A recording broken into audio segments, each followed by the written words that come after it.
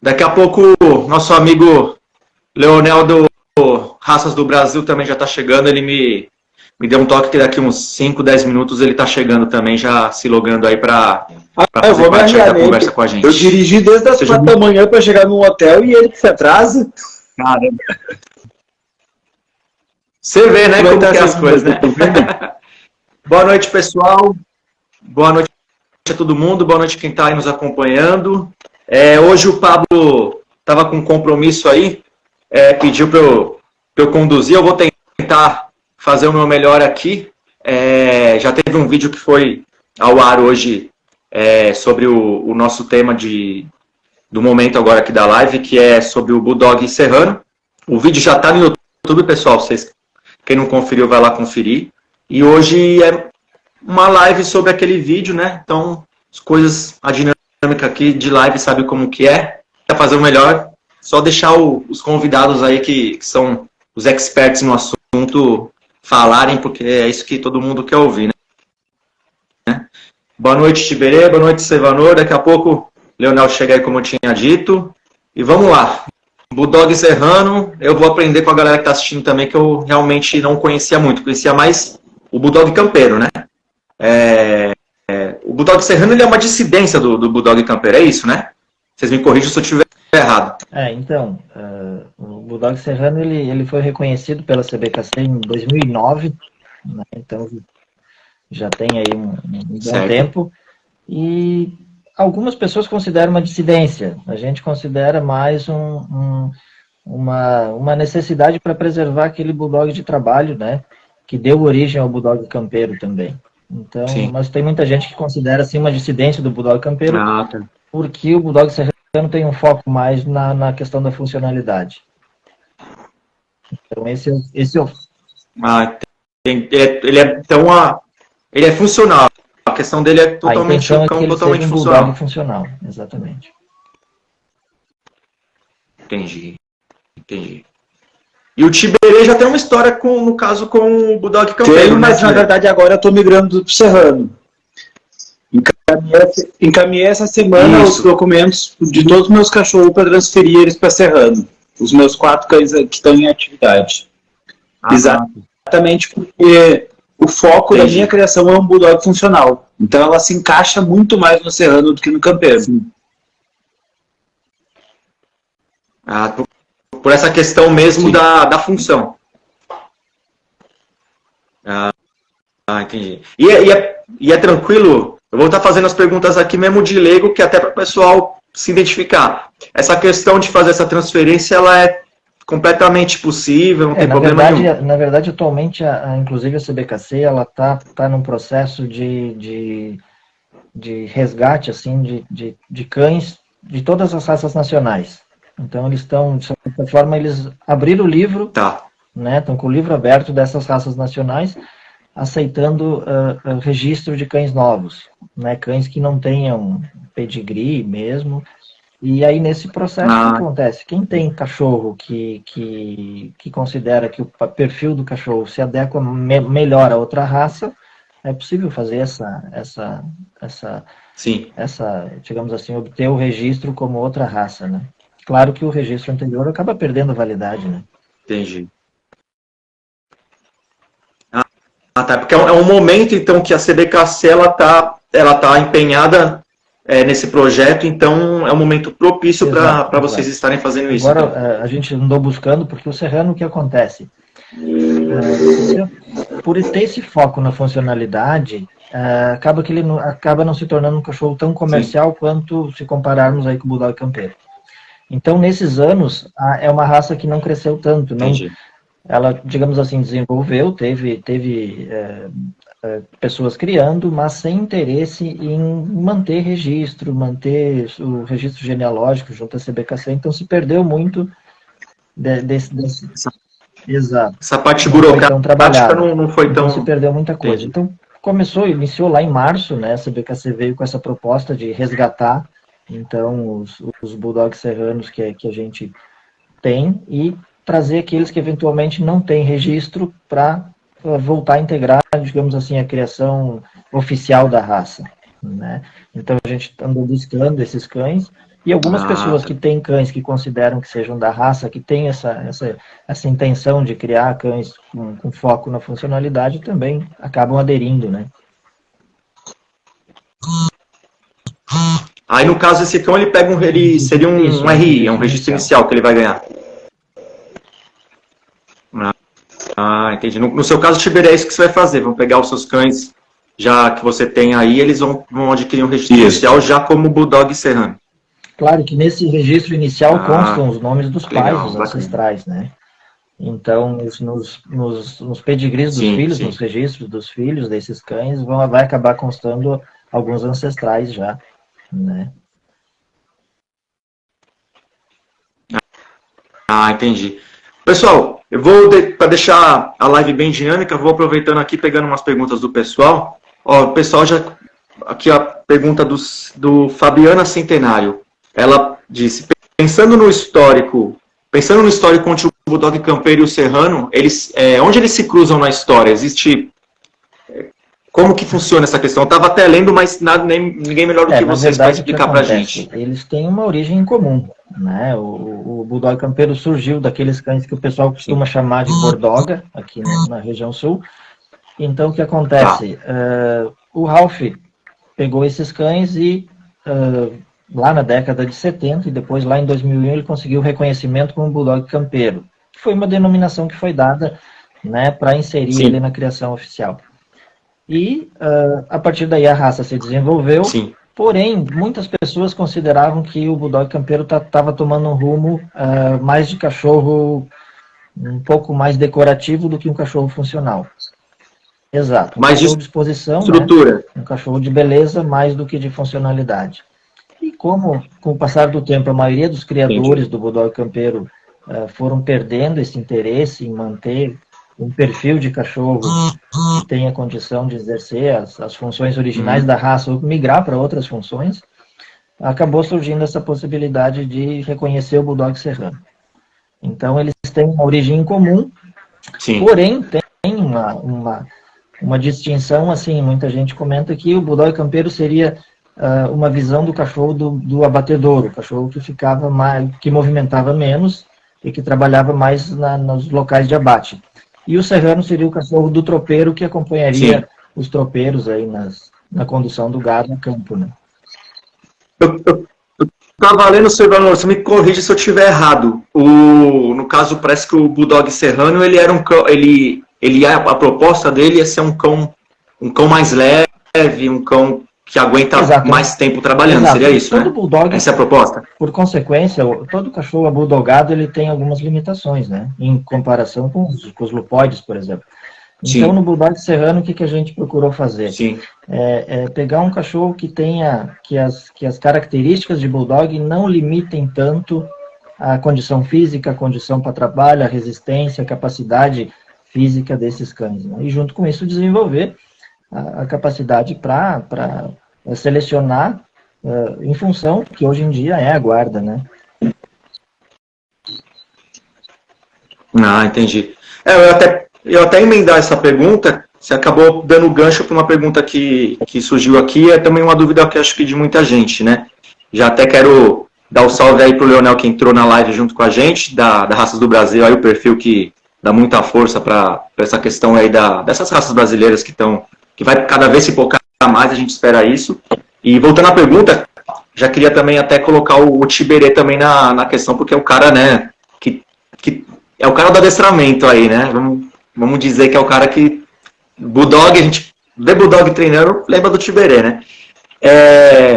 No caso, por exemplo, hoje a principal função, acho que é guarda mesmo, né, do Bulldog Serrano, né? No tempo atual, manter a função original deles, que seria lidar com gado, né? Ou pelo menos você ter uma seleção baseada nesse tipo de trabalho. É difícil você conseguir fazer isso em todos os locais, todos os criadores se envolverem com isso. Então, o trabalho com adestramento e guarda acaba sendo o melhor caminho para selecionar cães funcionais, né? Então, até no início, no primeiro padrão da raça, a gente pegou e estabeleceu lá um teste de temperamento, né? Então, e agora, conversando com o pessoal da CBKC, nós vamos acabar migrando, as provas de trabalho vão ser as provas reconhecidas pela FCI, que são praticadas a CBKC tem conselhos, tem pessoas especializadas que trabalham isso, que fazem essas provas. Entendi. E tem condição de todo mundo fazer, morando em qualquer região do Brasil. Então isso acaba facilitando, né? Entendi. Tiberê, no caso aí, por exemplo, você é um cara que foi a primeira pessoa que titulou um Bulldog, no caso campeiro, né? Essa é a primeira que o seu Ivanor, ele passou pra gente. Ela é um tipo um ZTP? Como que seria mais ou menos isso? Então, agora, no caso que ele falou, que vai ser as provas do CNA, que são as provas oficiais da FCI, tá. Ela vai ser as modalidades internacionais. GP, Mundial Ring, Obediência FCI, Agility, as modalidades que estão no CNA, que são do Conselho Nacional. Entendi. As 6 modalidades que tem hoje, e se entrar mais alguma pelo Conselho Nacional e pela FCI, acaba valendo também. Ah, tá. Então ele a raça vai estar ali dentro de tudo que a FCI pode estar proporcionando. Isso, então ele vai usar as provas da FCI, porque daí não precisa ter um juízo específico. Entendi. Qualquer parte do Brasil faz uma prova oficial pela CBKC e serve como uma prova para a raça. Bacana, legal. No caso, uma visibilidade, né? Desculpa, Thiago, Salvador, Tiberê, cheguei aí aos 48 segundos do tempo, na correria. Conversa com a gente. Boa noite aí para todos. E até perguntando isso, né, Tiberê, porque você participou agora na exposição mundial que teve aqui em São Paulo, né? E onde você fez uma demonstração com os seus bulldogs, né? Então, já que o Thiagão tocou nesse ponto dos esportes caninos, né, eu queria que você relatasse um pouco mais dessas experiências, até para motivar a galera aí que está, às vezes, ensinando, que hoje ainda é uma raça muito comum em fazendas, né, ainda na lida com o gado, para colocar também nessas modalidades esportivas, que é uma ferramenta de seleção bem legal, né? Sim, eu me apresentei lá nas modalidades de Obediência FCI, que é uma modalidade relativamente nova no Brasil, só teve 2 provas, uma modalidade só de obediência, e me apresentei do IGP. O IGP é uma prova de 3 sessões, obediência, faro e proteção, daí entra a parte da guarda que encaixaria para o serrano. Né? Eu acho que a possibilidade e a necessidade de treinar para entender como é que é cada cachorro, para poder selecionar cada criação, a prova ela serve como uma métrica para te poder... Como é que um jogador de futebol vai dizer que é bom se ele não usar as regras do futebol? Como é que alguém... Como qualquer outra coisa, a gente precisa ter regras para poder ser avaliado dentro delas. Eu acho que essa é a grande questão de uma prova. Não precisa se entrar na prova com o intuito de competição. Pode ser como intuito de titulação somente para ser avaliado. Entendi. A prova tem que servir como ferramenta, como ajuda de seleção, né? De fato, né? E não... Porque eu acho que até é interessante isso. Hoje a gente vê o IGP e acredito que até outras modalidades somente como esporte, mas na verdade a função original delas eram ser auxiliares na seleção, né? Sim. Exato. Inclusive no primeiro padrão serrano, nós estabelecemos que o cão só teria homologados os títulos de pista se ele tivesse sido aprovado nos testes de temperamento. E aí a gente entrou numa questão que era a dificuldade de avaliar esses cães, né, sem ter... e como a CBKC tem o Conselho Nacional de Adestramento, eles conseguem fazer esse processo. Então fica mais fácil utilizando essas provas oficiais. Isso e até se me permite, né, eu acho sensacional isso, né? Acho que é uma discussão que nós tivemos em alguns momentos, o quanto é possível você unir morfologia, já que é uma raça, tem um padrão, tem um traço, um perfil físico a ser seguido com a funcionalidade, né? Não são coisas antagônicas, né? Que se tem um, não tem o outro, né? Exato. E o que acontece é que a gente acredita que o cachorro que ele está apto a exercer, a participar de provas, de testes, seja de caráter, seja físico, seja de guarda, isso como critério de seleção é muito importante. Isso acaba preservando a função original ou mais próximo possível da função original da raça, porque você vai ter um perfil de cachorro mais adequado a exercer mais parecido com o cachorro que exercia aquela função, que está no histórico da raça, que está no histórico do Bulldog campeiro também, que é aquele cachorro bulldogado que assim, marcou gerações aí, né? E que ainda tem pessoas que conviveram com esses cães lá no passado, e que hoje, graças a Deus, tem condição de preservar, e daqui a pouco evoluir e multiplicar cães com essa aptidão, né? Sim. Pessoal, continuar aqui interagindo com o pessoal. A pergunta, qual seria o padrão do serrano hoje, tamanho, peso e cores? Mudou muito do que era no passado? Vocês tiveram algumas alterações ou se mantém? O padrão, ele foi mantido, ele está mantido ainda, o padrão inicial, né? Nós temos agora, vamos formar uma comissão da raça, né? Junto com a CBKC, para ver necessidades, talvez, de algumas alterações no padrão.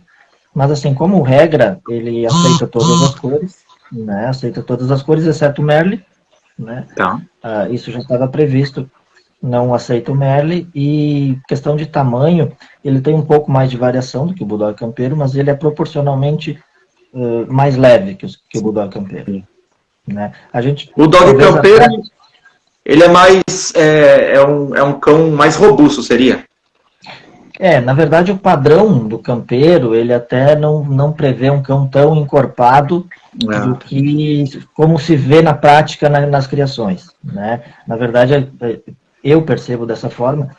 Concordo. Existe uma espécie de distorção do padrão da raça. As pessoas dizem, eu sigo o padrão, mas no fim das contas você vai ver dá a impressão que o pessoal não leu o padrão da raça. Entendi. Então tem essa distorção, essa percepção de que quanto mais encorpado, quanto mais enrugado, quanto o focinho mais curto, mais típico é o cachorro. E na verdade não é assim. E acaba atrapalhando um pouco na funcionalidade também, não acaba? Sem dúvida. Comparando com lá no início e com o trabalho que o Ralph fazia, que continuou fazendo, sim. O campeiro hoje ele é um cachorro bem diferente, né? Um cachorro bem diferente, assim, com muito mais limitações físicas do que alguns anos atrás. Com certeza.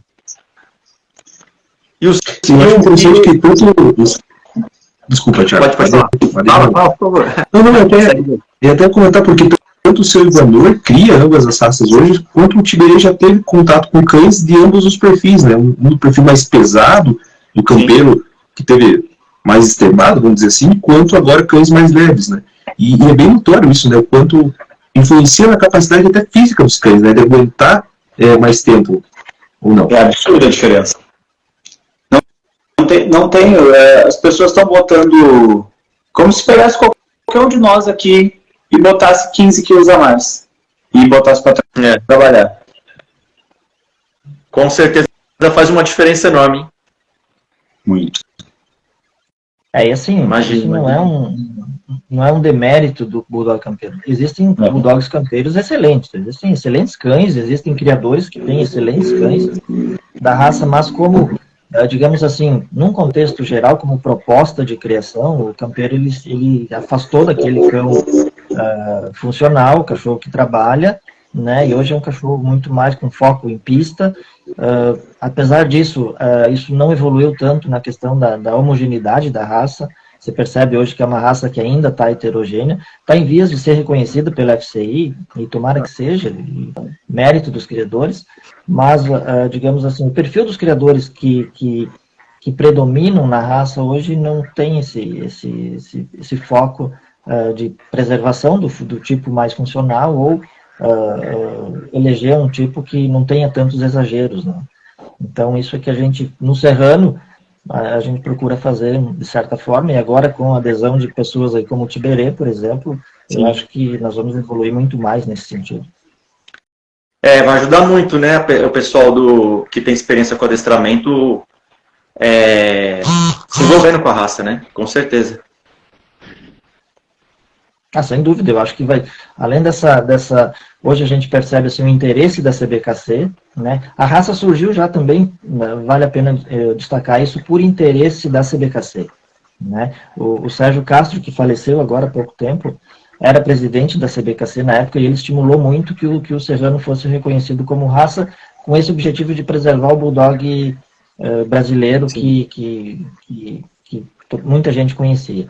E eu acho que agora, com esse novo estímulo da CBKC para manter a raça, um controle genealógico sobre a raça, e com o envolvimento de mais pessoas ligadas ao adestramento, como é o caso do Tiberê, eu acho que a raça tende a evoluir, não digo em quantidade de cães e quantidade de criadores, mas em digamos assim, em melhoramento, né, e em seleção. Qualidade mesmo, né?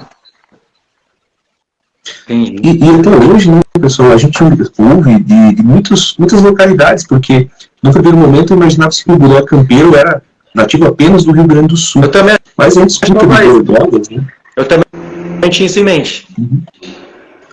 Porque, e hoje se escuta de bordogas desde a região centro-oeste, ali no Pantanal, pedaço de São Paulo. Eu sou do Paraná, né, e conversando com meus tios, a avó da minha esposa, também se fala dos bordogas, né.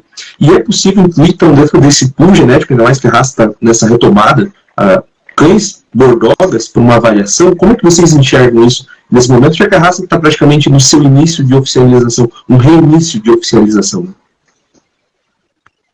Olha, eu acredito que o grande diferencial na questão do bulldog serrano é que, como todo cachorro com foco em trabalho, com foco em funcionalidade, ele não é um cachorro para qualquer um criar, né? Ele tem uma certa dificuldade, você não pode ter um plantel muito grande, porque isso limita o trato com os cães. Um cachorro que recebe adestramento, que tem alguma preparação para alguma prova nesse sentido, ele exige um trabalho mais próximo. Então, assim,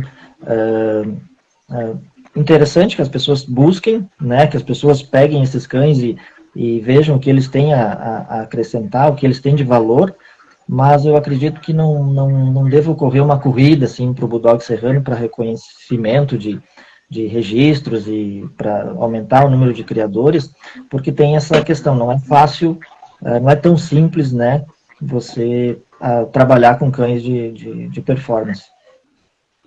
É verdade. Acho que o Tiberê é um cara que sente isso na pele, né? Se o cão é de trabalho, ele vai te dar trabalho. Exato. E tem que dar trabalho para ele, né? Não adianta, tu tem que dar trabalho para ele, tu vai ter que treinar, se tu quer ter algum resultado, tu vai ter que avaliar o cachorro, tu vai ter que... em treino é rotina, é dia a dia. E daí se tu não... Ninguém consegue botar na rotina do dia a dia um mundaréu de cachorro. Não tem como, né? Imagina você, Tiberê, que vive disso, você sabe que não é quantidade, né? Tem que ser realmente qualidade, né? Pegar o indivíduo e segurar ele até onde ele conseguir extrair, né, o potencial dele. Eu vi essa semana, se não estou enganado, semana passada, para o Seivanor, o papel dos meus cães para transferir de raça. Eu enviei 3, tem mais um para enviar. O meu plantel hoje tem 4 cães. Tá vendo? Fora alguns aposentados, fora alguns que estão aposentados e alguns que eu castrei e tá fora, em atividade tem 4 cães. 4 cães que você consegue estar treinando de forma constante. Sim, sendo que um é filho de outro ainda. Dos 2 machos, um é pai do outro. Ah, entendi. O ferro. Eu acho legal você resgatar um ponto ali, né, que desculpa, Thiago, de volta aí. Não, pode falar. Porque eu acho bem interessante uma fala do Fabrício, né, que o quanto ele, iniciando o bulldog campeiro na época, né, foi difícil encontrar exemplares que fossem funcionais, né, que fossem correspondessem àquilo que você gostaria. E até eu já vi essa frase, acho que foi até do Marcelo lá do Fila, né, que a função muitas vezes talha o padrão, né. E os teus cães hoje são funcionais e eles, mesmo com pedigree de campeiro, eles têm um perfil, parece que como são cães funcionais, já, por si só já tinham esse padrão um pouco mais enxuto, um pouco mais funcional. Se você puder falar dessa seleção que você teve que fazer até encontrar esses cães do teu plantel atual? Não, automaticamente, quando eu fui selecionando cães aptos a trabalhar, eu acabei selecionando cães que estavam mais dentro do serrano do que do canteiro. Caramba, foi uma coisa assim que orgânica. Total. Quanto mais capaz meus cães ficaram de trabalhar, mais eles foram relativamente mudando o perfil físico. Mas eles foram ficando com essa questão de menos peso, mais atlético e por aí vai. Também, né, tipo, não, o que eu quis dizer não o cachorro, né, mas a minha busca por bulldogs capazes acabou selecionando cães que estavam mais pro lado do serrano do que pro lado do campeiro. O seu próprio método o seu olhar foi se voltando mais para esse fenótipo de cão. Mas não foi de propósito, não foi meu olho. Foi a capacidade de trabalho. Relativamente, o que eu estava olhando e procurando era cães aptos a trabalhar. Sim. Ao encontrar eles, cada vez mais eles estavam mais perto do serrano do que do campeiro. Entendi. Faz sentido, né? Faz sentido. Pessoal, vou aproveitar e fazer mais uma pergunta aqui. Isso aqui vai para o Fabrício. Quanto tempo após o treino você diria que se pode avaliar um cão? Isso vai depender de quanto tempo de treino, que idade ele tem, porque uma coisa é um filhote, sei lá, um cachorro que eu começo a treinar com 90, 120 dias, com 3 meses eu não tenho como avaliar ele. Agora, um cachorro que chega para treinar com 1 ano e meio, em 3 meses já dá para ter outra visão dele. Um treino em filhote, ele é um treino para formar emoções, para capacitar lá na frente. Então não tem tanta cobrança, não tem tanta avaliação. Um treino num adulto, mesmo que 3 meses seja pouco, mas o treino já é formado de outra forma. Se ele tem, se ele te dá condições de treinar, obviamente, né? Mas quanto tempo é muito complexo. Porque depende mais do indivíduo. Entendi. Vou citar um exemplo de um cachorro meu, que é mais fácil falar do que é meu, né? Um dos melhores cachorros que eu tenho hoje, que é o Ferro, ele até 1 ano e meio ele não queria morder. Caramba! E ele morde gente. Ele entra em lugar, ele já entrou dentro de corredor de galeria, ele é um cachorro que morde mesmo. Até 1 ano e meio ele fazia todo o resto do treinamento, mas ele não tinha intenção de morder. Caramba, não queria o contato. Eu terminava os treinos, dizia pra minha mulher, eu vou castrar esse imundice e vou dar de presente. Teve mais ou menos quando ele tinha 1 ano e meio, eu digo 1 ano e meio, modo falar, não necessariamente uma idade, né, mas perto de 1 ano e meio, eu entrei no campo de treino e o cachorro quase escapava da minha mão tentando morder. E tipo, virou a chave assim, ó, tipo de um treino de uma semana para outra, de uma semana que ele não quis trabalhar, para uma semana que o que ele mais queria era trabalhar. E o que será que é isso, Fabrício? É a idade ou é o treino mesmo? Que você diria que é? Ou não tem explicação? Eu não diria, porque é complicado demais. Vai saber se é idade, se é o indivíduo, se foi o treino, se faltava alguma coisa sei lá, algum amadurecimento naquele indivíduo, porque o irmão inteiro de ninhada dele, com 10 meses, já estava mordendo. Caramba. E não era meu. E o meu, que teoricamente sou profissional, porque que era para estar mais avançado, levou meses a mais para trabalhar. Faltava alguma pecinha no quebra-cabeça, né? Vamos lá. Pelo regulamento CBKC, o mínimo para fazer o BH é 15 meses, que é uma prova de obediência que um cão pet era para ser capaz de fazer. Sim. Então, se o regulamento diz que o mínimo é 15 meses, provavelmente seja porque antes dos 15 meses não há maturidade suficiente na maioria dos cães para ser avaliados. Interessante isso aí, né? Que você falar isso, porque até saindo, assim, expandindo não só do Bulldog serrano, do Bulldog campeiro, mas para todo tipo de cão aí, a gente vê muitas pessoas querendo avaliar os cães em todos os aspectos muito cedo ainda, né? Parece que é uma onda aí do pessoal querer treinar filhote, querer que o cão... O que eu tô falando não é não treinar filhote. Eu gosto de começar a treinar meus cães o quanto antes. Não, mas querer, achar que o cão vai ter todo o potencial dele, né? Só que eu nunca conheci um super indiferente. Tô saindo do campeiro e do serrano, tá? Falando em geral de cachorro. Eu nunca conheci um super filhote que vira um super cachorro. Ele não pode ser um filhote ruim,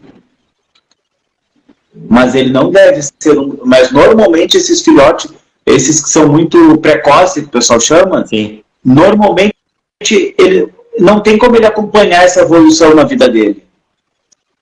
Se ele filhote está te oferecendo coisa que só um cão adulto oferece, ele não tem mais para onde evoluir, vai ter problema.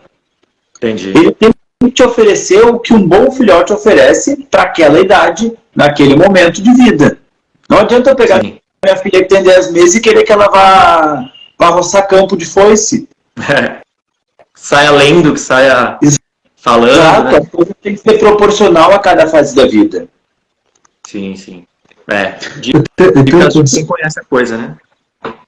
E até pensando nisso, eu acho que você é valor também, enquanto criador, né? E eu acho bem interessante o processo do Tiberê ali, né? De seleção de proprietários para os filhotes, né?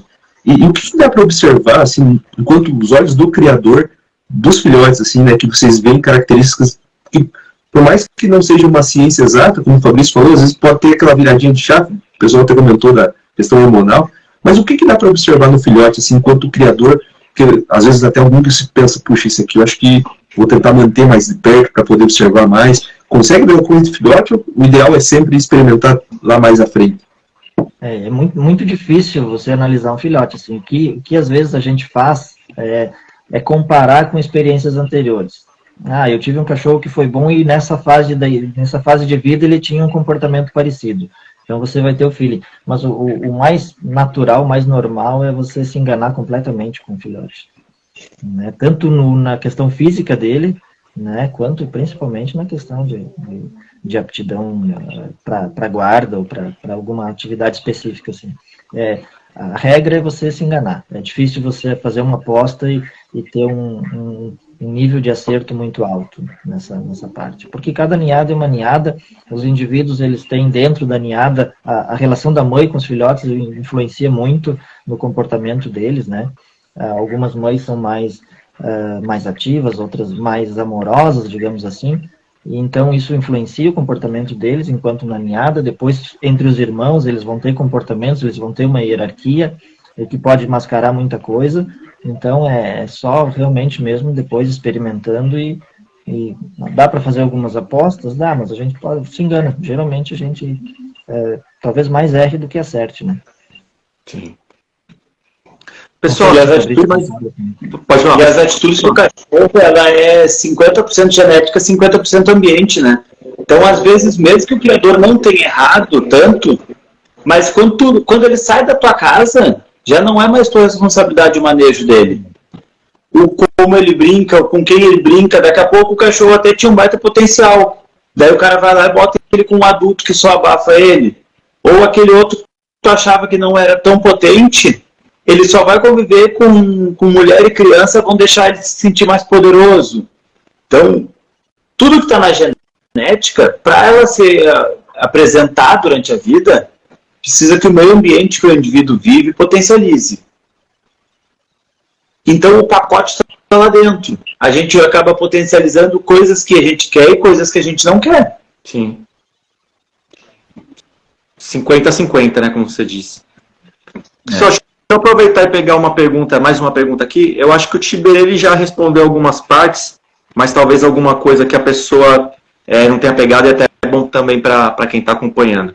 Tiberê, migrando agora para o Serrano, pretende pôr sangue novo na sua criação? Como fica seu crivo para criar a partir de agora? Minha metodologia da minha criação segue igual. Eu só eu não dou um passo para trás, né? Como eu já fiz BH de cadelas, eu só uso cadelas que já tiveram BH. No momento que eu fiz o GP do primeiro macho, eu só uso machos que tiveram BH. Você vai subir a regra.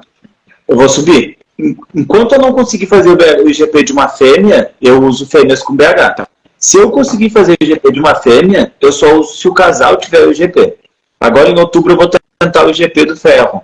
Vai ser o segundo macho. Se eu conseguir aprovar, vai ser o segundo macho a ter. Fêmea eu não consegui nem tentar, nem estou pensando em tentar com nenhuma ainda. Não tenho nenhuma fêmea que eu olhe e enxergue. Dá para tentar. Então, eu, entre aspas, a minha criação vai ficando com pouca possibilidade, sim, de trabalhar. Vai afunilando, né? Vai afunilando. Eu posso pôr, não na criação, mas eu posso sim pegar, por exemplo, um filhote lá da criação do Seu Ivanor e vir treinar. Tá. Mas eu só vou poder usar esse cão na minha criação se ele alcançar a régua dos outros. Entendi. Então, por exemplo, eu tenho uma cadela hoje, que eu ganhei ela de uma amiga minha lá de Pelotas. Mas a cadela não é da criação de Pelotas, ela é de outra parte do estado. Essa cadela é muito legal. Mas como eu peguei a cadela com 4 para 5 anos, de repente eu não vou conseguir fazer o BH da cadela. Porque a cadela já veio com todo um histórico de trauma que ela tinha tido. Esses problemas que ela teve durante a vida, porque se me deram é porque ela foi problema, né? Parte dessa premissa, né? Total. A cadela quase matou alguns animais, teve todos os problemas, daí eu peguei a cadela sabendo os problemas. De repente eu não vou conseguir fazer o BH, e é uma cadela espetacular. Eu não posso usar ela, se eu não fizer o BH dela. Mas não impede que, por exemplo, outro criador use ela, eu fique com um filhote, treine esse filhote. Mas o filhote eu só posso usar na criação se eu alcançar a régua dos outros. Eu posso ter no meu plantel aqueles indivíduos que não estão na régua, mas na criação eu só posso usar quem alcança. Você pode ter o animal, você pode ter o indivíduo lá, mas você vai ter uma linha que você vai seguir. E os outros vão ficar ali secundários a ela. Não quer dizer que você vai se desfazer deles e não trabalhar, né? Exatamente. Eu tenho no meu plantel hoje usando, que são as cadelas e os machos que podem ser usados, são 4. Mas eu tenho 9 bulldogs. Sim. Só que só 4, o resto está castrado. Entendi. Vou aproveitar aqui e emendar outra. Pro seu Ivanor. Seu Ivanor, eu acho que também já está meio que respondido, mas vamos ser firmes aqui. Seu Ivanor, pretende usar algum macho do Tiberê na sua criação de serrano? Sem dúvida, sem dúvida. Eu e o Tiberê, a gente já se conhece há bastante tempo, já teve cães meus passando algum tempo lá com ele. E o Tiberê, ele passa a ser uma referência, né? Então, assim, com certeza. Todo criador que quiser dar um up no seu plantel acaba buscando, tendo o Tiberê como referência. Tem criadores, inclusive, pessoas aí que inclusive já adquiriram filhotes do Tiberê com esse objetivo, né? Em função dos resultados que ele tem e em função do perfil dos cães que ele tem usado, né? Então, sem dúvida, o Tiberê passa a ser uma referência para todo mundo que cria ser. Inclusive, a cadela que eu tenho tá parida hoje, tem uma cadela que está parida em casa, acho que com 20 e poucos dias, ela vem da criação do Seu Ivanor. Sim. Eu acho que o Tiberê, desde que quando você já titulou o primeiro Bulldog, já entrou para a história. Sim. Já marcou, né? Tá, a cabocla soberana, eu erro os afixos, soberana cabocla brava. A Casalouco Hidromel tá parida lá de fêmea. E ainda foi uma coisa bem legal. Primeira vez na minha vida, na minha história de criação, que uma fêmea produz muita fêmea. Caramba. Normalmente acontece nascer mais macho na minha ninhada. Essa ninhada nasceu só fêmea. Então já vai ser quem sabe, futuras matrizes aí, né? Com certeza. Eu não tiro uma ninhada que eu não quero um filhote, né? Então, se eu fiz esse casamento, é porque eu vou ficar com o filhote dela. E o Hidromel, ele foi GP1, né, Tiberê, se não me engano? Isso. Ele tá com quantos anos agora? Ele tá com 4 para 5, se eu não me engano. Mas você vai tentar GP2 ou não? Ele tá pronto pro 2. Já tá pronto para tentar, né? Se vai passar ou não é outra história. Eu já tentei uma vez e reprovei, tá? Sim, sim. Mas ele tem todos os exercícios, sim. O faro tá muito bom. Eu vou tentar o FH dele também. Além de fazer o 2, eu vou tentar o FH. Bacana. Eu vou fazer essa pergunta para você. Essa questão, por exemplo, que a gente pensa no GP, pelo menos, eu acho que é de senso comum as pessoas veem lupóide na cabeça, eu acredito. Mas a gente vê também outro.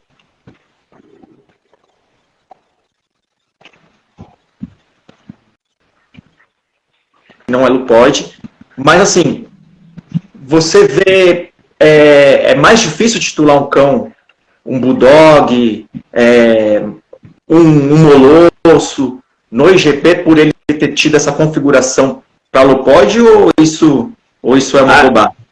Minha visão. A visão não é por ser bulldog, não. É difícil achar cães como características para treinar, indiferente da raça. Entendi. Pode ser que sim, no malho, no pastor é um pouco mais fácil, mas em raça nenhuma é fácil de achar bons cães. Então, indivíduos que consigam fazer a prova, né, titular já não é uma coisa tão fácil. Não, mas tem bastante. Falta gente, as pessoas insistir, tentar. Eu conheço, tipo, tem um cachorro. Eu vou falar do bulldog mesmo. Tem um cachorro de Pelotas, que é de um tatuador, do Vitor. Cara, eu vi o cachorro treinar umas 4 vezes só.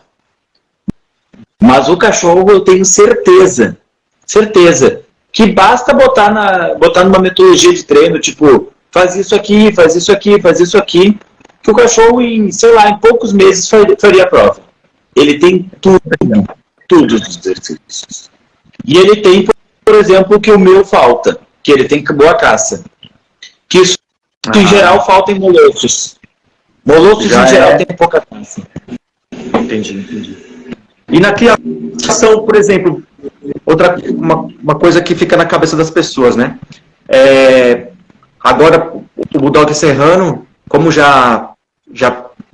ele não tinha essa questão das provas. Agora vocês vão começar a submeter os cães às provas, como o próprio Tiberê falou, o Silvano falou. Vocês acham que essa questão dos impulsos, claro que isso é uma projeção, né? Mas você acha que em gerações futuras vocês vão conseguir colocar impulsos que hoje esses cães não têm, vão começar a ter, vão selecionar indivíduos com, por exemplo, mais caça ou algo do tipo? Eu acho que é inevitável, Pablo. Na medida que começa a se treinar e se selecionar em cima do treino, tu tende a produzir indivíduos mais equilibrados. Sim. Então, daqui a pouco... Vou dar um exemplo novamente do Ferro. O Ferro é o meu cão, que eu produzi até hoje, mais equilibrado em tudo. Ele tem muito mais caça que o pai, mas ele é absurdamente mais estável na defesa, na agressão. Todos os impulsos dele são mais equilibrados. Provavelmente porque o pai treinou, porque a mãe treinou, porque eu já tinha a mãe dele há 5 anos, quando eu escolhi qual cachorro que eu ia cruzar com a mãe para poder exatamente gerar equilíbrio. Acabou mesmo que eu cruzei com o hidromel agora, ela está com 4 anos. Primeira ninhada dela. Caramba. Porque eu estava esperando eu ter certeza qual cachorro usar. Por que usar? Você foi bem crítico nesse sentido. O que eu quero melhorar desse casal cruzando ele? Entendi. Faz sentido. Essa parte genético, né? Não ouvi, desculpa. É a questão do melhoramento genético mesmo, né? Não tem pra onde fugir, né? E aí se percebe também o quanto demora para um trabalho desse ser feito, né? Por exemplo, o Tiberê está tirando ninhada aí da fêmea, a primeira ninhada com 4 anos. Então, claro que a régua do Tiberê é muito alta, né? Isso a gente tem que saber também. Mas como o processo para selecionar cachorro que tem esse perfil de trabalho, uma raça, para desenvolver uma raça inteira, e que isso seja geral entre os criadores, isso é um processo extremamente demorado. Então, décadas, dá né? mais trabalho. Exato, sim, é um trabalho de décadas. Então, para evoluir, é bem demorado. Um ponto até que eu conversar com vocês, Silvano, Tiberê, que um dia nós conversamos também, já tem um núcleozinho de criadores, ainda mais antigos, do Bulldog Campeiro, enfim, que tinham cães com esse perfil do serrano, né? O Alex lá do Maria Joana, alguns outros criadores, né? E é importante ter isso para ter base genética para vocês poderem trabalhar, né? Até para dar variabilidade. E como que está hoje essa situação, né, pessoal? Tem mais um núcleozinho já em vista, outras pessoas aí, o próprio, acho que esse cão que o Tiberê falou, o do Bolicho Campeiro ainda, que, o Instinto Canil Bolicho Campeiro, né, acho que é o Gico o nome dele, né, é um cachorro bem legal também. Já são potenciais pessoas para formar esse núcleo aí, para manter um pool genético legal do Bulldog serrano? Olha, isso depende muito da vontade dos criadores, né? No Bulldog Campeiro a gente manteve durante muito tempo um grupo de criadores que tinham um objetivo de preservar e trabalhar os cães, né? Aí tinha o Tiberê, o Alex, o Giovanni, mas com o tempo, assim, em função do Bulldog Campeiro não ser uma raça que digamos, valorize tanto isso, então o pessoal acabou caindo se desanimou, né? E o Tiberê levou adiante. Tinha o Fábio Nita, que também durante muito tempo aí ele trabalhava muito os cães dele. Sim. Só que no Bulldog Campeiro não houve assim uma valorização desse tipo de trabalho.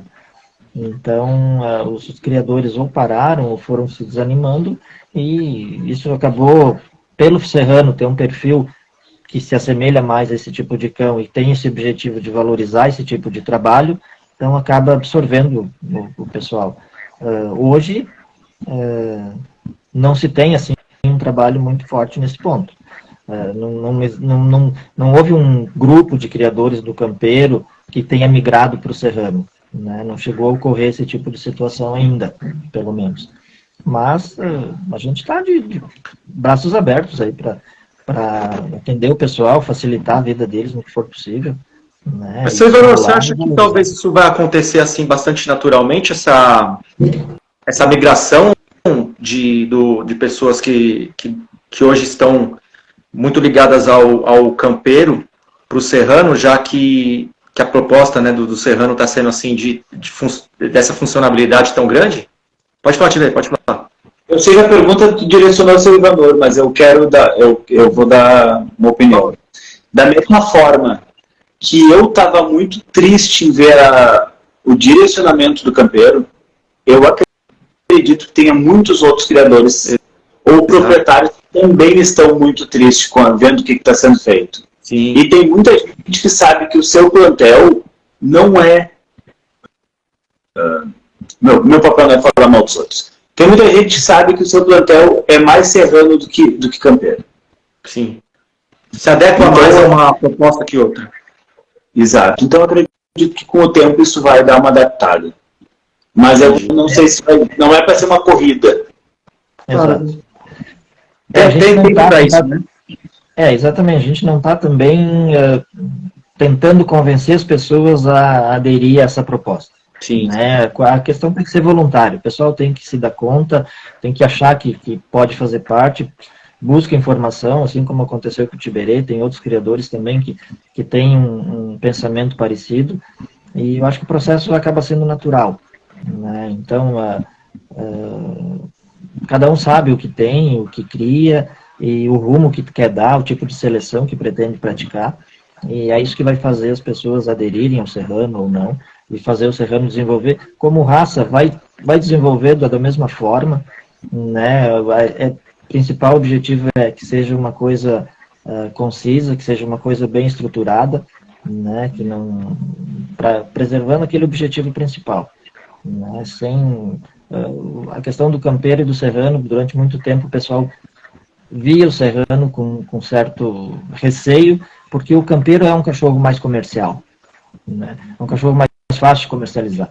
Quem quer procurar um bulldog brasileiro geralmente pergunta pelo bulldog campeiro, que é um cachorro que já é bem conhecido. E o serrano já tem um público bem mais restrito. Sim. Né? Dá para dizer mas muitos dos que procuram um bulldog e a cartilha do campeiro, na verdade ele gostaria de estar no serrano, ele só não sabe o nome que ele está procurando. Sim, sim. Mas dá para dizer assim, dá para a gente fazer uma comparação bem...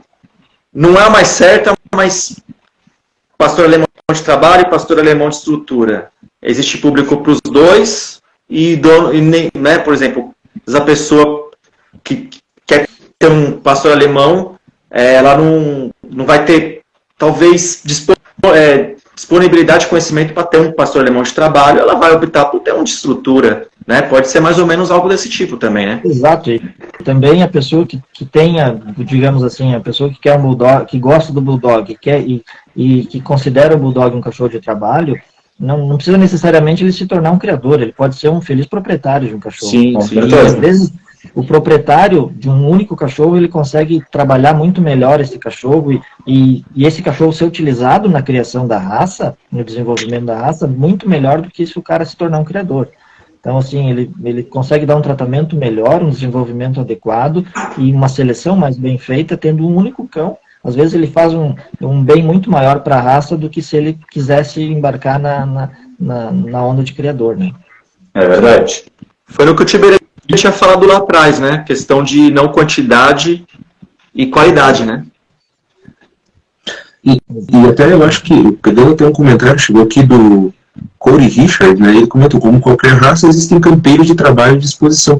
E eu acho interessante isso que o senhor Leonor também comentou, porque quem tem campeiro, um cão de perfil um pouco mais pesado, também pode encontrar animais, que por mais que talvez o que apareça, não sei, são mais os cães de disposição, mas pode encontrar animais aptos ao trabalho também, tendo esse perfil um pouco mais pesado.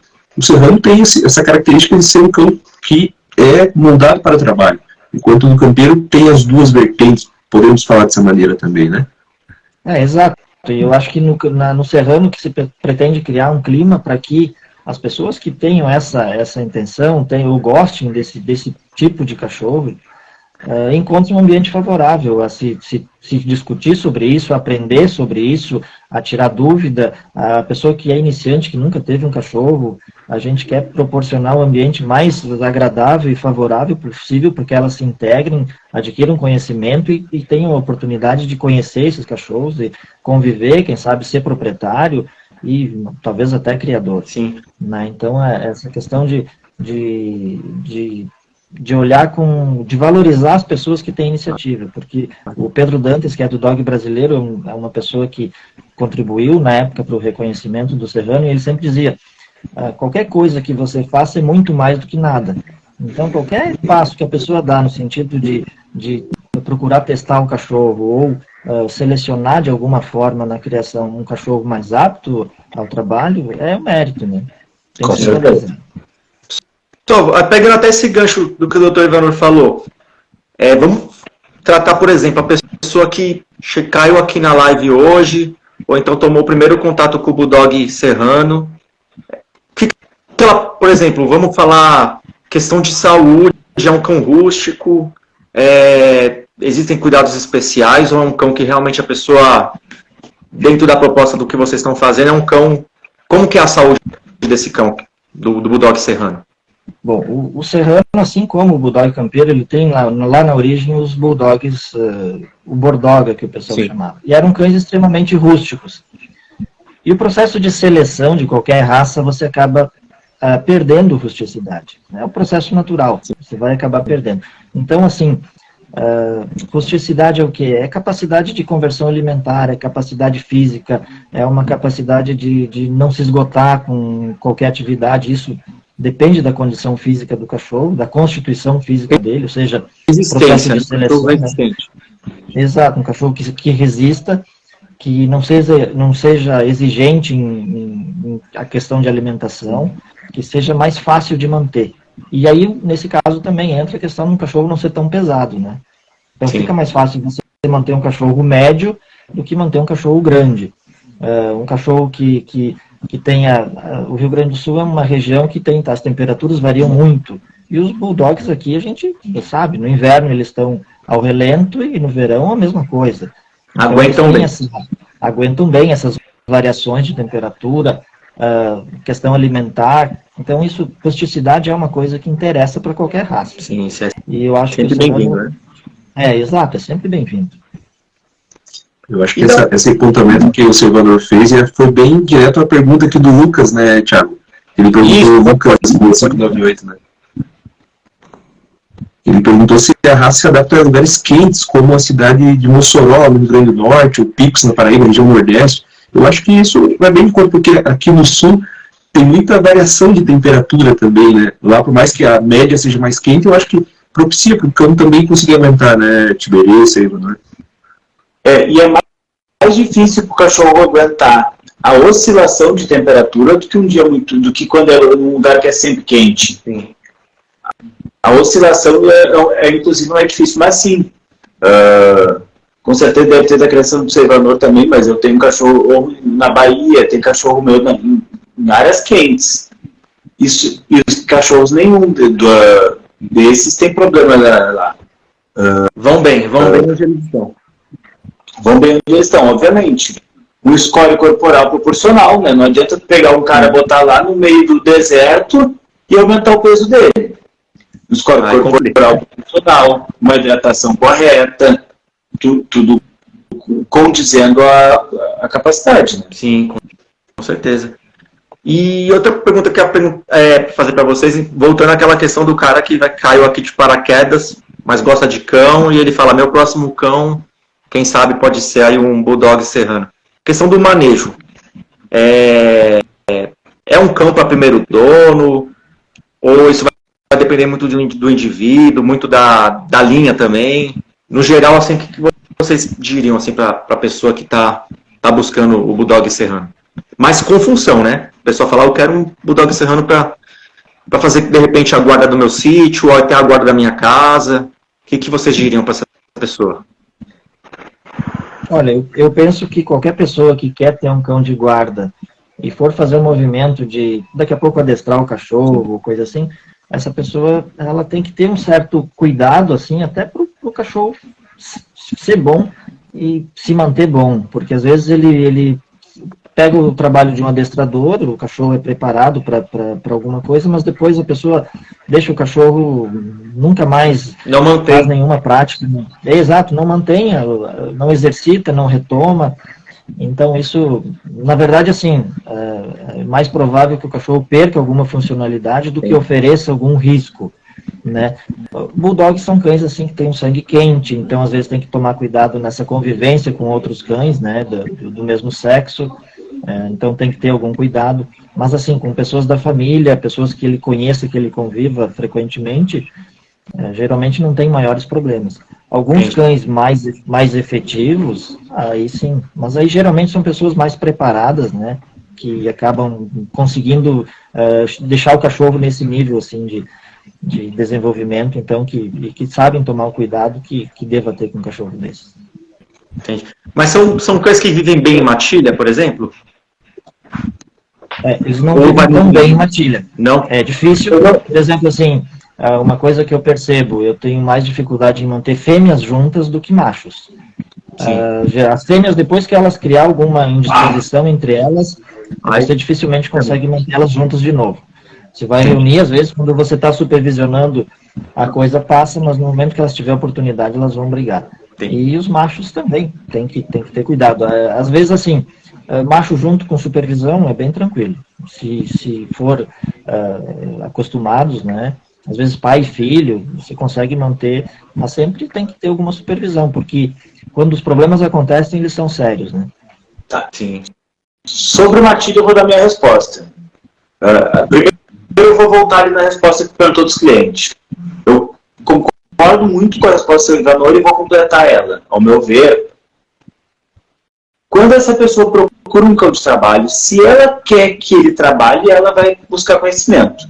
Daí ela vai conseguir fazer ele ficar bom. Se ela não buscar conhecimento, provavelmente ele também não vai dar problema, mas ele não vai chegar na qualidade que ele poderia chegar. Então quem vai fazer o cachorro é mais o dono. Sim. Em relação à matilha, eu sou muito radical em algumas coisas. Eu não acredito em matilha se a intenção é o cão trabalhar. Eu nunca vi, indiferente da raça, eu nunca vi um cão chegar a ser médio para cima, vivendo junto com os outros por tempo integral. Interessante isso. Se tu bota junto em momentos pontuais, ok. Agora, deixar junto o tempo todo, eu nunca vi um cão chegar a ser médio. Ele sempre vai ter algum problema no potencial dele de ser abafado pelo outro, algo mais ou menos assim, seria? Perfeito, vamos lá. Quantos tempo... Vou dar um exemplo da minha casa, fica mais fácil. Se tu tirar TV, televisão, internet, telefone, proibir a minha mulher de falar com os vizinhos, trancar os dois dentro de casa, eu duvido que dure 30 dias sem brigar. Não tem jeito. É antinatural conviver junto em harmonia.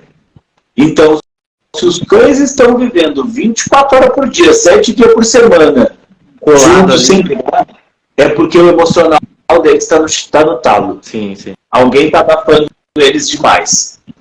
E daí não tem quem trabalhe. Então, se a intenção é trabalho, e eu posso estar errado tranquilamente, gente, mas isso é uma opinião minha. Isso não é algo muito embasado, é uma opinião. Mas se eu quero que meus cães sejam de médio para cima, eu não deixo eles 24 horas por dia juntos. Entendi. Você acha que tem mais um casal? E agora eu vou para um outro contexto que é mais polêmico, de repente, sobre matilha. Eu não acredito em ninguém ter matilha. Para ser matilha não pode ter cerca. Para ter matilha, eu não posso me meter se eles moerem no pau um ao outro. Para ser matilha, eu não posso botar comida. Agora, quem consegue ter os cachorros sem cerca e não se meter se eles estiverem brigando? Só índio. Se não tiver essas duas coisas, no mínimo, corta as cercas e não se mete na briga e não dá comida, eu não consigo chegar com matilha. Entendi. Matilha é um conceito, então, no momento que eu natural. Comida e eu controlo a situação, eu não estou deixando, entre aspas, a matilha se resolver. Se não é matilha. Então, se não é matilha, eu já parto do exposto, como eu não acredito nela, eu já separo todo mundo. Entendi. Aqui em casa, todos os cães ficam separados. Bacana. Show de bola. Eu até pergunto, vocês acham que talvez casais, assim, você vê como já um direcionamento, mas um casal conseguiria trabalhar, ser funcional juntos ou não? Eu acho mais fácil eles conviverem juntos. Mas a probabilidade de tu ter um trabalho bom com dois indivíduos juntos é menor. É mais fácil tu ter um trabalhando e tu soltar o outro para ajudar aquele em um momento específico. Tu já treinou luta alguma vez ou não? Só de outros em mas já tem vídeo de treino de luta. Todos os treinos de luta é 1 contra 1. Sim. Quanto mais técnico eu quero algo, quanto maior a qualidade eu quero do meu cachorro, ele vai estar sozinho. Agora, não impede de, no momento que ele está trabalhando, eu soltar o segundo para ajudar ele. Eu posso treinar esse segundo para entrar para ajudar. Agora, deixar os dois juntos para disputar o espaço no portão, deixar os dois juntos para disputar o espaço com o figurante, deixar os dois juntos para disputar o espaço não sei aonde, eles vão viver disputando entre eles. Faz sentido. Total sentido. Pessoal, vou voltar aqui na questão das perguntas, só para o pessoal interagir um pouquinho com a gente. Tem a pergunta aqui da questão do Nordeste, eu acho que já foi respondido. Eu vou fazer mais uma pergunta para vocês em relação à saúde, que com certeza isso aqui muitas pessoas ficam com isso na cabeça, né? Sobre saúde, sabemos que os bulldogs estão entre os cães com maior índice de displasia. Vocês pretendem pôr o raio-x como exigência para a criação? E antes de vocês responderem, eu só queria colocar acrescentar, porque o bulldog, além de displasia, muito se escuta da cana nasal curta, de focinhas, narinas fechadas. Então, quais critérios vocês podem colocar para a saúde, além da displasia ali do obedient dog que comentou, mas dessas características como a cana nasal, aparelho cardiorrespiratório para os cachorros, que vocês acham importante avaliar? Eu vejo que essa questão da questão respiratória, eu acho que o próprio padrão de raça, ele já auxilia nesse processo, né? No momento que você não privilegia ou não valoriza o cachorro que tem, quanto mais curto o focinho melhor, quanto mais grande a cabeça melhor, quanto mais encorpado melhor, já restringe esse tipo esse direcionamento da seleção, né? E o detalhe é o seguinte, sendo uma raça com foco em desempenho, o primeiro ponto é que o cachorro tem que ser saudável, né? Por exemplo, um cachorro que tem displasia, ele não consegue chegar aos 4, 5 anos, apesar que tem muita gente que fala assim que o Bulldog ele é um cachorro que ele tem displasia, mas ele é assintomático, mas nenhum cachorro com displasia vai chegar aos 4 ou 5 anos, que nem os do Tiberê, sem manifestar sintoma. Então, assim, o cachorro do Tiberê não conseguiriam obter titulação que ele conseguiu se não tivesse em saúde. Então, a prova do tempo é forte. Exato, então isso eu acho que acaba sendo, não é só desejável, como acaba sendo necessário. Sim. Né? Isso contribui para a qualidade de vida do cachorro, longevidade e toda essa questão. E para quem vai selecionar, por exemplo, no caso do Tiberê, que vai selecionar cães aí, que leva 4 anos para dar chancela para uma fêmea reproduzir, não convém ele manter uma fêmea no plantel se não fizer uma radiografia lá com a idade adequada para identificar um problema que vai limitá-la lá na frente, né? Então, eu acho que acaba sendo uma necessidade e uma consequência. A questão de exigir é que às vezes se torna difícil, né? Porque é difícil a gente ir lá e dizer como o criador tem que se comportar, o que ele tem que fazer no manejo e tal. Mas eu acho que é uma consequência, uma necessidade. Boa. Eu concordo, exigir é muito complicado, como disse o Silvanor, e sobre a escala nasal, automaticamente, além do padrão, como o Silvanor falou, quando tu acaba focando no trabalho, tu acaba melhorando, tu acaba te obrigando a ter boas canas nasais, bom nariz, tu acaba obrigando a ter isso, senão o cachorro não vai conseguir trabalhar. E aí entra a questão por exemplo, a dificuldade de identificar no filhote um cachorro que possa ser melhor que os outros. Esse tipo de situação você já identifica no filhote, né? Então você acaba já deixando de lado, eliminando da seleção o cachorro que começa a apresentar características que vão limitar a capacidade dele. Então, eu sempre costumo falar para o pessoal assim, seleção não é os cachorros que você valida, é os cachorros que você tira da criação. Isso é nível de seleção. Quantos mais cachorros você tirar da criação, ou não deixar reproduzir, aí é o nível de seleção que você vai estar inferindo na raça. Sim. Pessoal, vou pegar uma pergunta aqui que talvez ela é bem direcionada, mas talvez a gente possa expandir um pouco ela. O Rogério perguntou sobre quem tem o melhor temperamento, serrano ou americano. Eu não sei se vocês conhecem o Bulldog americano. Eu já vi alguns do nosso amigo Diego Troiano, que tem uma criação, mas eu acho que... Eu treinei pouco, então, em torno de 10 ou menos. Pode até se expandir para a questão de outros Bulldogs, né? O Bulldog serrano, a gente já fez muita comparação com o Bulldog campeiro, né? Mas, assim, em relação aos outros Bulldogs, vocês acham que ele é muito diferente do que a gente tem no Brasil? Então, o Bulldog serrano, ele é bastante único em relação a esse, por exemplo, o Bulldog americano e outros tipos de cães, mas com esse mesmo perfil? Eu tenho um pouco de dificuldade em falar nisso, porque, assim, eu praticamente sempre criei só Bulldogs. Sim, sim. Né? Então, e os Bulldogs, em geral, eles têm muitas semelhanças, assim, muitas características eu noto assim, fica mais, convivi com alguns outros cães, pastor alemão, fila, dog alemão, alguma coisa assim, mas muito pouco para poder ter uma opinião muito formada sobre isso. Mas o que eu percebo nos Bulldogs é que eles são cães, digamos assim, no processo de adestramento deles, eles são cães mais difíceis de você quebrar eles. Eles são alguns cães assim que é mais difícil, por exemplo, alguns cães são mais sensíveis, e fica muito fácil de você errar a mão quando você não é preparado. E nos Bulldogs isso é um pouco mais difícil, assim. Eles são mais duros. Eles suportam melhor o cara inexperiente, o cara que não é muito preparado, né? Eu poderia falar isso sobre essa questão. Eu concordo muito com o Silvanor. E em relação à pergunta ali da comparação com o serrano, com o americano, eu não diria que ele é muito diferente. Porque eu concordo sim com o Silvanor que os Bulldogs, todos que eu conheci, eles acabam sendo meio semelhantes.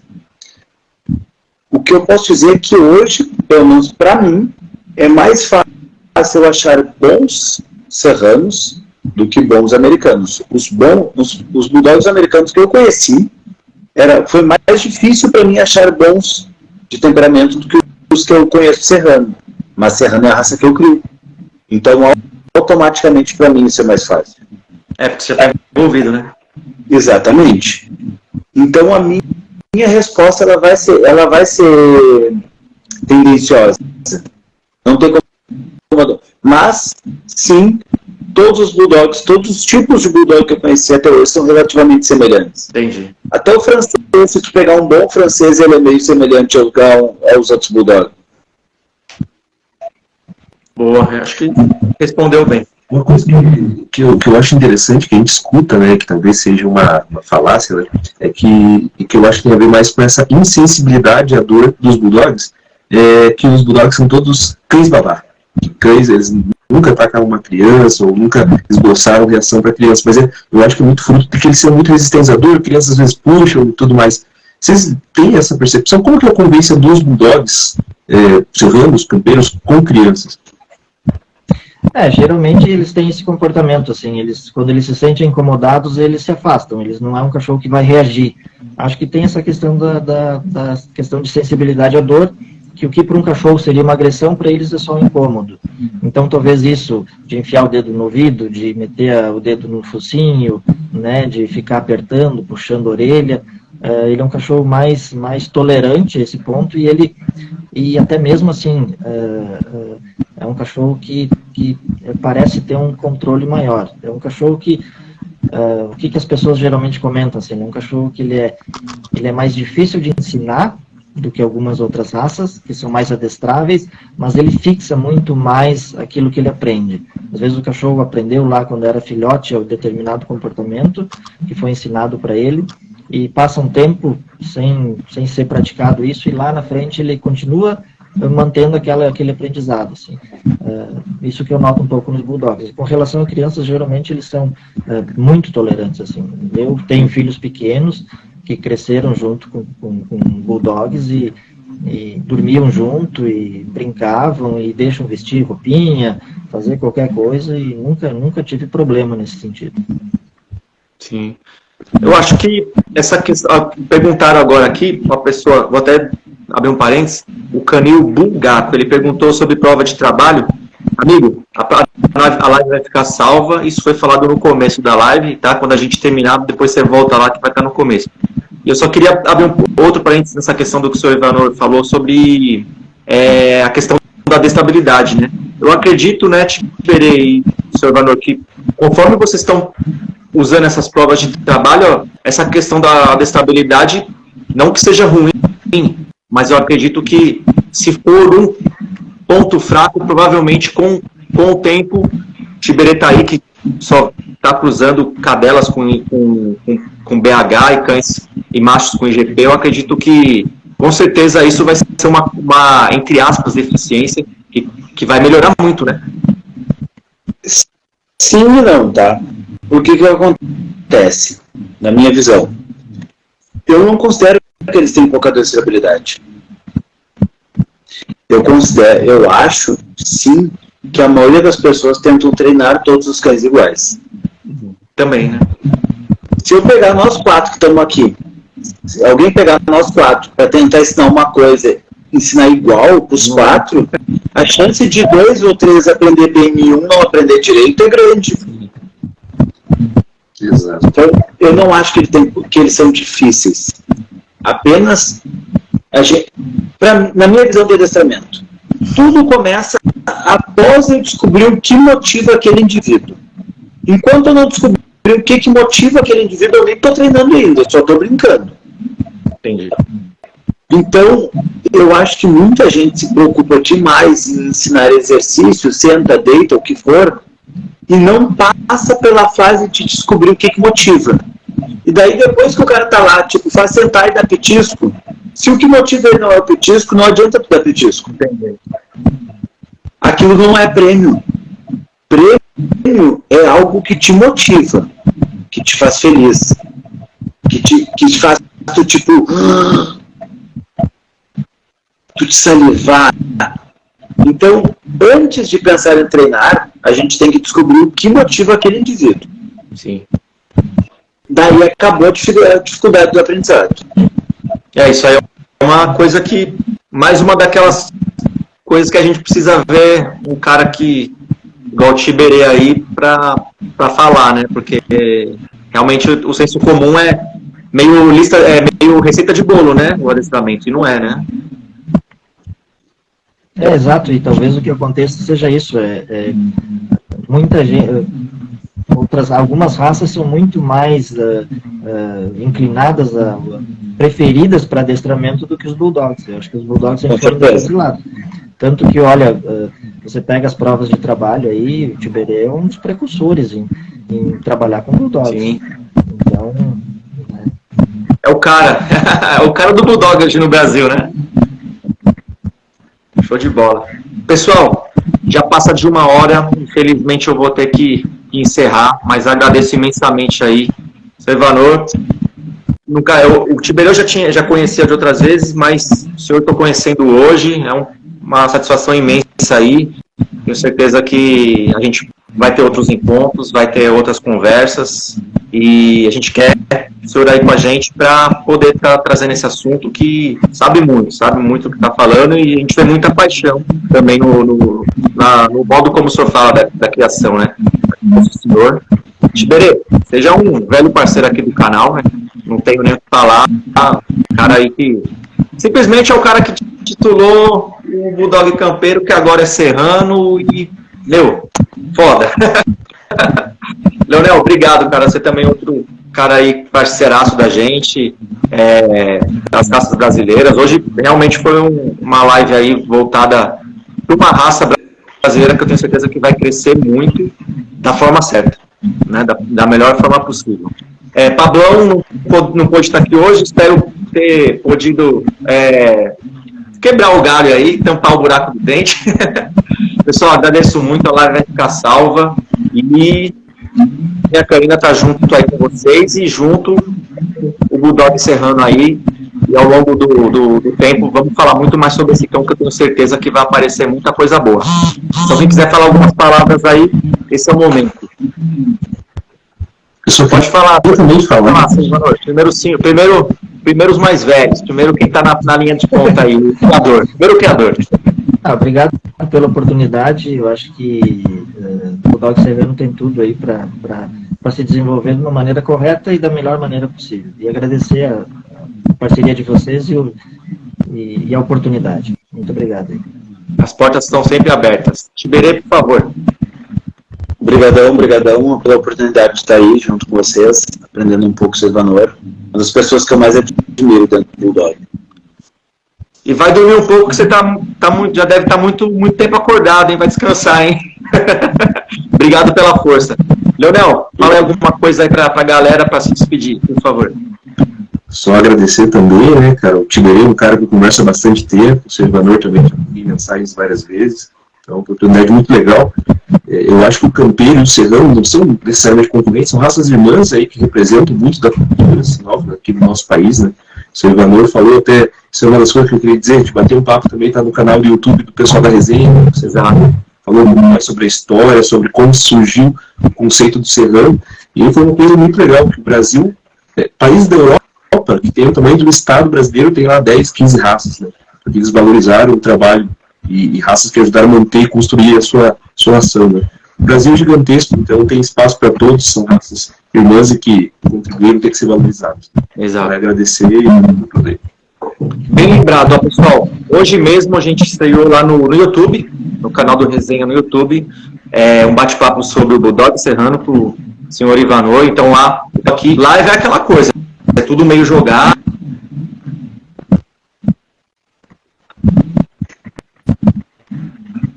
Facebook com o Servanor, Leonel participando, tudo certinho. Lá vocês podem entrar, rever várias vezes, apesar que a live vai estar aqui, mas lá é a coisa mais linear, e aqui é sabe como que é? Ao vivo é desse jeito. Pessoal, obrigado, boa noite, até a próxima. O próximo Pablão tá aí, valeu, obrigado. Pessoal, o Dog Serrano, resenha, show de bola, boa noite a todos, muito obrigado mesmo, até mais. Valeu, tchau, tchau.